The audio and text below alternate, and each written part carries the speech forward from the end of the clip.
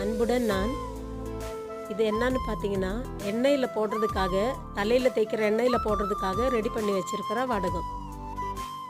எல்லாருமே பார்த்தீங்கன்னா, அந்த எண்ணெயில் போடுறதுக்கு, தலையில் தேய்க்கிற எண்ணெய் ரெடி பண்ணுறதுக்காக எல்லாமே வந்து ஃப்ரெஷ்ஷாக போடுவாங்க.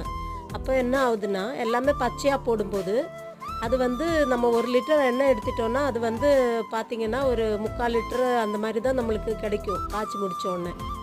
அதனால நான் என்ன பண்ணியிருக்கேன்னா, அந்த எல்லா ஐட்டம்ஸுமே வந்து அதில் ஆட் பண்ணுறதுக்கு இருக்கிற எல்லா ஐட்டம்ஸுமே வந்து நல்லா வாஷ் பண்ணி நிழலில் காய வச்சு மிக்சியில் போட்டு அரைச்சி ஒரு வடமாக தட்டி நிழலில் வச்சு காய வச்சு எடுத்து வச்சுருக்கேன்.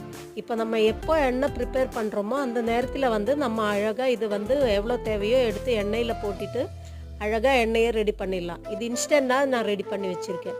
நான் இதில் எண்ணெய் காய்ச்சி தடவி பார்த்தேன், ரொம்ப நல்லா இருக்குது. நீங்களும் ட்ரை பண்ணுங்கள்.